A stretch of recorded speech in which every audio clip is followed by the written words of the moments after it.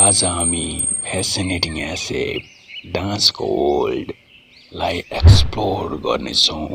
Brake डान्सिङको power move head स्पिनलाई experiment गर्नेछौँ र हेड स्पिनलाई सधैँ हाम्रो डेली रुटिनमा गर्दाखेरि के हुन्छ ल हेरौँ।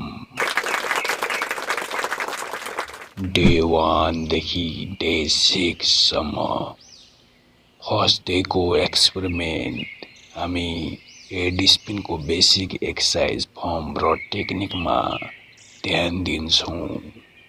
Head spin challenging power move हो जसलाई गर्नको लागि दुईटै स्ट्रेन्थ, शक्ति र ब्यालेन्स चाहिन्छ। हामी धेरै स्ट्रगल गर्ने गर्छौँ र हेड स्पिनको बेसिक एक्सर्साइजहरूलाई प्रोपर फर्म र टेक्निकमा गर्न सिक्छौँ।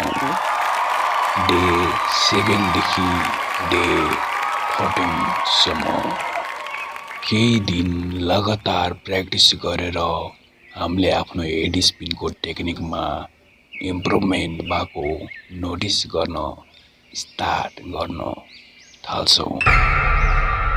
जब हामी हेड स्पिनको मोमेन्टलाई एडप्ट गर्न थाल्छौँ तब हाम्रो नेकको कोरको मसल बिल्ड हुने गर्छ र स्टामिना पनि राम्रो इम्प्रुभ हुने गर्छ। हामी अरू धेरै तरिकाको एक्सर्साइजहरू एक्सप्लोर गर्न थाल्छौँ जसलाई गर्दा हाम्रो बडीमा स्ट्रेचिङ र बडीको स्ट्रेन्थ शक्ति बढ्ने गर्छ, जसले गर्दा हेड स्पिन जस्तो इन्टेन्स पावर मुभ गर्दा इन्जुरी हुनबाट बच्न सक्छौँ।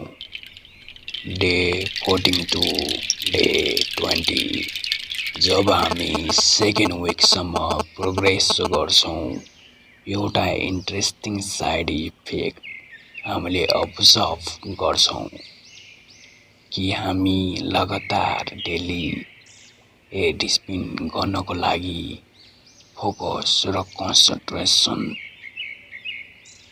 दिइरहेको छौँ। हेड स्पिन गर्नको लागि हाई लेभलको मेन्टल क्ल्यारिटी चाहिन्छ। हामीले एक्सप्लोर गर्यौँ हेड स्पिन सधैँ डेली एक्सर्साइज रुटिनमा गर्दा हाम्रो प्रेजेन्ट मोमेन्टमा हुने एबिलिटी क्षमता बढ्ने गर्छ भनेर। डे 21 टु डे 29 थर्ड विकको इन्डमा हामीले आफ्नो मेन्टल बेरियर्सलाई इन्काउन्टर गर्दै हामी आफूलाई पुस गर्ने गर्छौँ। हामीले ब्रेक डान्सिङको साइकोलोजिकल एस्पेक्ट डिस्कस गर्यौँ र सधैँ हेड स्पिन प्र्याक्टिस गरेर हामीले आफ्नो फियर, लिमिटेसन र सेल्फ डाउटलाई ओभरकम गर्छौँ।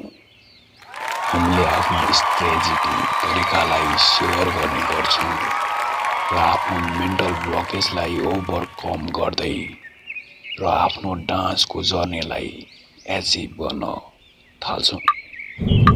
डे 30 1 मन्थको डेडिकेसन, प्र्याक्टिस र प्रोग्रेसले अब हामीले फाइनली हेड स्पिनलाई मास्टर गर्छौँ।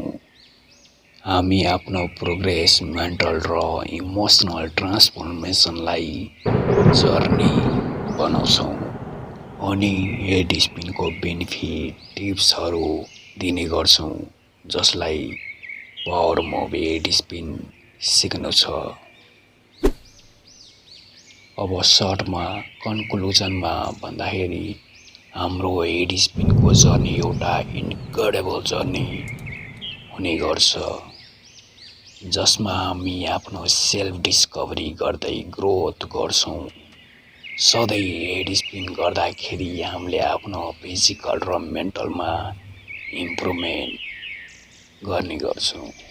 हेड स्पिनले हामीलाई फोकस, डिसिप्लिन र अब्स्ट्याकल ओभरकम गर्न लेसन सिकाउने गर्छ। जब हामी डान्सरहरूलाई इन्करेज गर्छौँ त्यसपछि डान्सरहरूले च्यालेन्ज पुरा युनिक डान्स हेड स्पिन भेरिएसनको जर्नी स्टार्ट गर्न थाल्छ। सम्झिनु पर्यो कि हरेक एउटा स्पिन काउन्ट हुन्छ। यही थियो सधैँ हेड स्पिन गर्दाखेरि के हुन्छ भनेर।